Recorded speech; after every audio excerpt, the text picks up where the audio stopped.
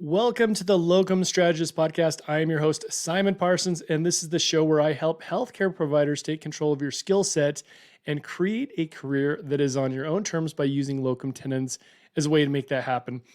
On today's episode, I'm going to be discussing the 7 most common myths about doing locum tenens work and sharing a little bit of perspective around these. Now, a few episodes ago, I was talking about how when I first started recruiting for locum tenens back in 2013, there was a little bit of a stigma around locums, which has completely evaporated and gone the other way. But I thought this would be a fun topic to talk about. And the reason why is because I read a blog post written by orthopedic surgeon Laura Bruse, who's done over 50 locum tenens assignments. And I thought it'd be fun to read out her views on this, as well as share some of my perspective and give a little bit more context on this.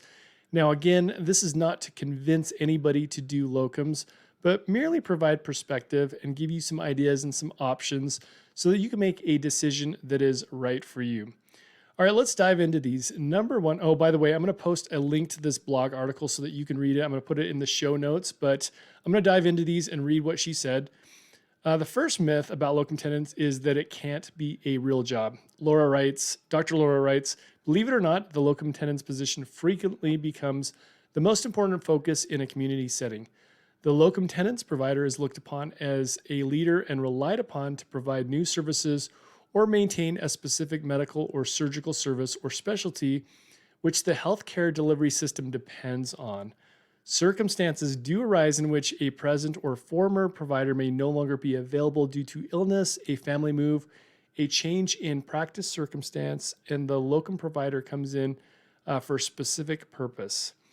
Now, here's my response. And I think it's interesting because I read this a little bit differently, of course, because I'm not a physician. But when I read locum tenens can't be a real job, I just think to myself, what is a real job anyways?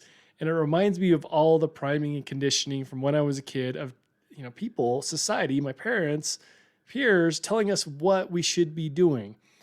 There's no such thing as a real job and not a real job. It's only real to you and how you feel about it. And this is why I think it's such an important topic to dive into, because if you don't feel like you have a real job or are serving a purpose, that can affect how you show up. But I promise you, the locums that I work with, they make a real impact in the communities that they serve and the patients that they help.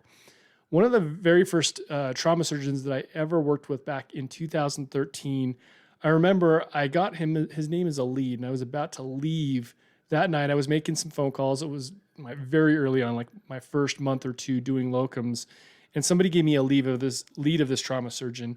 And I remember the day had gone by and I wasn't able to reach him. And I got up to go home, and it was like about 6 or 7 o'clock at night. And as I stood up, I looked on my desk and there was his number. And for some reason, I thought to myself, I need to try one more time and give him a call. So I did. And then we ended up becoming friends and partners on this locum journey. And I was able to get him staffed in a level 1 trauma center on his very first assignment.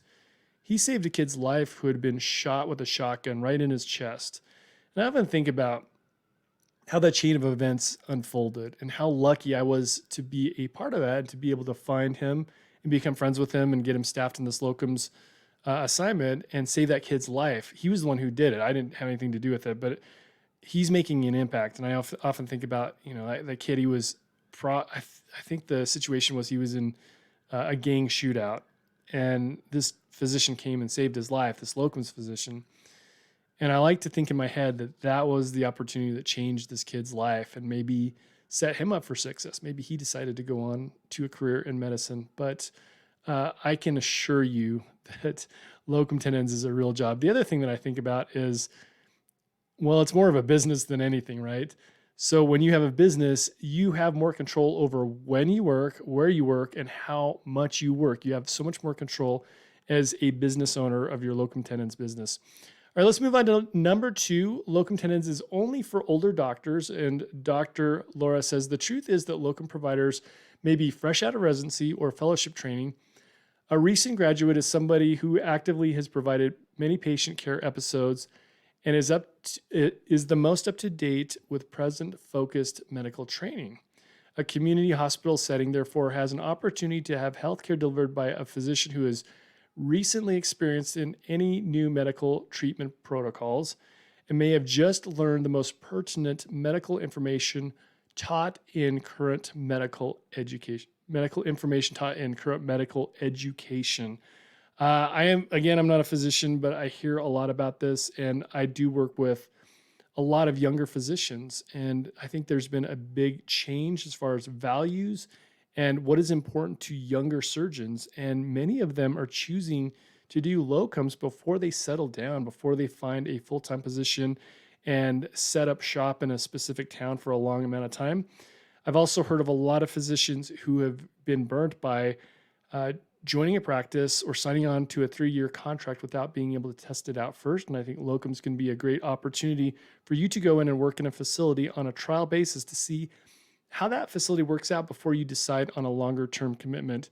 Another thing that I see a lot of is physicians who decide to do locums for a year or two before they start their fellowship. And sometimes a physician comes out of residency and they aren't able to get placed right away. So yes, locums is definitely available for younger physicians as well. Another area where I see this is I work with military surgeons. So a lot of military surgeons are pretty early in their career and they build up a lot of leave time and they want to make some extra money.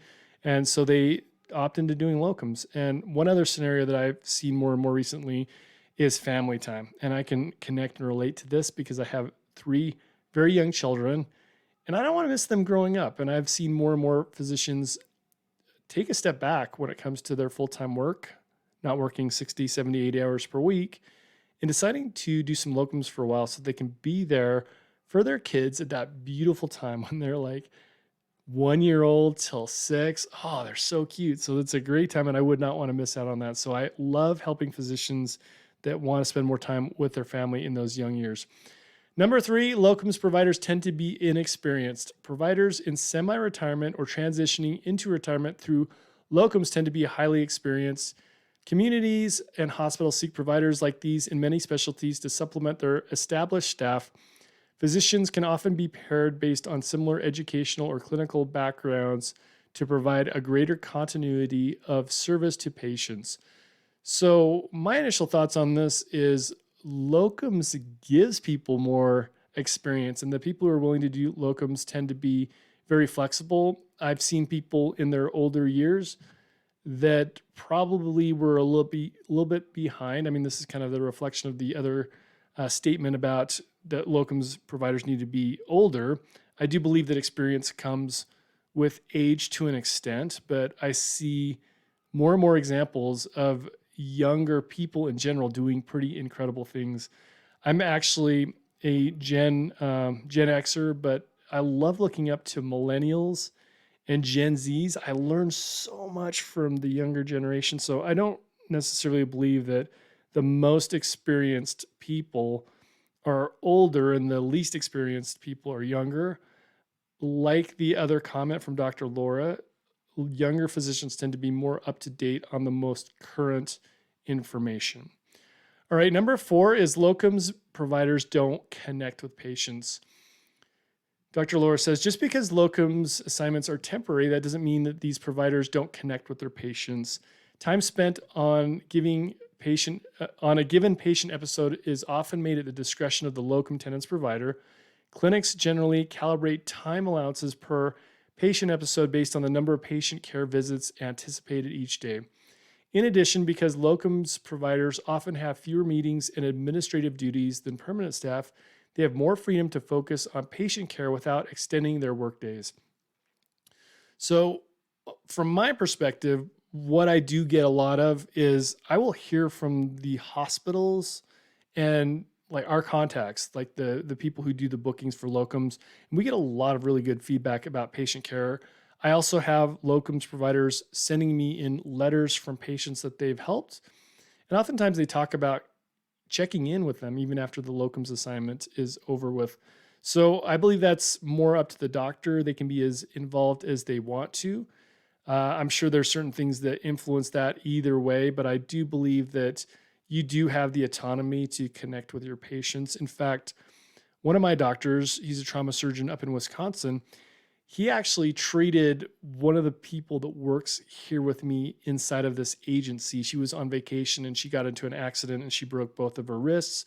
And it ended up being my trauma surgeon that was the person who helped her in the emergency room. And so I believe that that's a huge part of locums as well, is that bedside manner, that patient care, the ability to connect. So I think that is a total myth. All right, let's talk about myth number 5 is doctors who do locums can't get full-time work. I would say, well, let me read Dr. Laura's response. It turns out that full-time work is abundant for locums providers. Regular practices can be set up with recurring visits to the same facility as much as the provider wishes. Some locums providers have practiced full-time solo with recurring assignments. Other providers have assignments of up to 3 weeks per month recurring. Another common coverage style is 2 weeks per month. This essentially becomes a job sharing situation in which the time spent with an assignment is totally up to the provider. My response is a lot of physicians don't want full-time work, but that's in very high demand. If you want to do full-time locums work, that is highly valuable because, it seems like a lot of people are available for weekend coverage, maybe 1 week per month. The more availability that you have, the more demand there is. So if you are looking to get full-time work, that's absolutely available to you. But here's the cool thing is you get to dictate that. You get to decide how much and how often you want to work when it comes to locums. And like I said, I think that our values are changing, especially in the younger generation, which is impacting the older generations as well, where we value our freedom and our time more than anything. And locums gives you the ability to adjust that and calibrate it to whatever you want your schedule to look like. Number 6, a locum tenens opportunity can harm a resume. Dr. Laura says many locum tenens providers report that because they've experienced numerous practice settings, patient populations, and clinical approaches, their resumes are actually more attractive to the hiring facilities. A history of successful locums assignments also shows adaptability, versatility, and a high level of commitment to professional development. Permanent staff and younger physicians tend to rely on locums providers for their maturity, confidence, and advanced clinical problem-solving skills. So I haven't seen anything that would lead me to believe that doing locums can harm a resume. I believe that there probably are some decision makers out there who could be short-sighted or arrogant or snooty about it, but I think we're in a day and age where locums is very, very well received and accepted, and I've seen that go. I've seen surveys and studies on this go up over the years. So while that may have been true in the past, and like I said, when I first started doing locums back in 2013, there was a little bit of a stigma around it. That has definitely changed. And the surveys show that more physicians, more admins, more decision makers are very, very open to locum tenens. Not only that, but these same people who are hiring for permanent positions, what do they do when they can't find somebody to fill that role? Well, they reach out to a locums company and get it filled with a locum. So I think that anybody who's in that hiring position is most likely very familiar with also bringing on locum tenens providers and knowing the quality of work that they can bring. The last myth is locums providers get stuck with bad locations. Dr. Laura says, when you work with locum tenens, you're the captain of your own ship. Yes, some physicians do choose to visit remote or depressed locations, but it's not because they're forced to go. Often these clinicians who have a passion for underserved patient populations or professional drive to broaden their experience with cases they might not see in their home locations. As a locum tenens provider, you're in charge of what assignments you take, where they are at, and how long they last. When you work with the right recruiter, they're always working to connect you with the job matches that best fit your lifestyle and location preferences. So here's my commentary on this and what I see. I feel like more of our jobs are in rural locations where it might be a little bit more difficult to bring somebody in on a permanent basis. So I think there's some truth to this. I don't think that locums providers get stuck with bad locations, but I do feel like it's pretty obvious that locations that are a little bit more rural are hard to recruit people on a permanent basis, meaning If it's in the middle of the Midwest and there's not a whole lot going on there, a very small town, might be harder to recruit somebody in for a full-time position. So we naturally see more locum tenens work in those areas, but that's not necessarily a bad thing. I mean, you go there, you work, you make money, and it's nice when you find a place like Panama City, right there in the Panhandle. I've had pictures sent to me of my doctors on call on the beach, on the white sandy beaches. So yes, it's nice to have a nice location, but I think for a lot of physicians, they want to go and work and make money while they're gone, do what they're doing, and when they're home, they are home. They're not thinking about work. So, yes, there's some truth to that, but no, you do not get stuck with bad locations. And I've had some really cool areas. I love some of the best places that we had. I love Panama City. I love the islands up across from Seattle. Those are beautiful locations. And then up in Maine, there's a lot of cool places. In California, I've got a lot of great assignments that I love staffing my physicians in. So you see a little bit of a mix of everything. In my specialty, I don't see a whole lot of stuff right in the bigger cities, although we do get that, especially with trauma jobs. We'll see some of the bigger level 1, level 2 facilities in the bigger cities. But yeah, I would say 60, 70% of the jobs that I see in my specialty, and again, every specialty is different. The ones I see are more heavily weighted to rural locations, but there's a mix of everything. On top of that, I do want to go into the Indian Health Services. I work with them as well.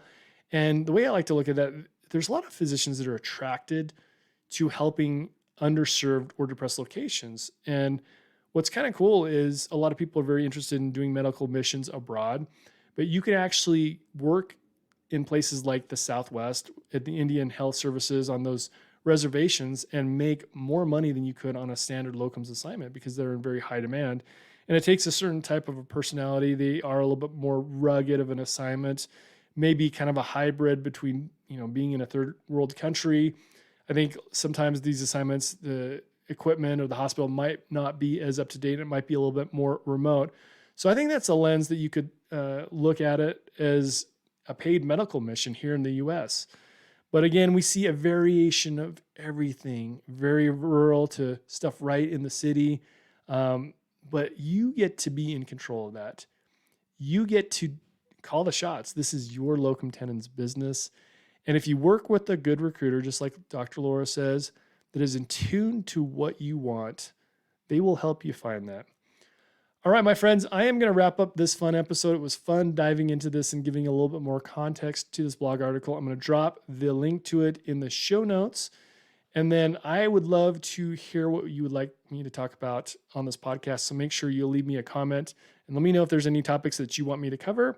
I'm also going to drop a link to the Ultimate Locum Tenens Playbook, which is basically an ebook that I created with some of the best tips and case studies that I have about locum tenens work. So drop in the show notes to take advantage of that. I'll catch you on the next episode.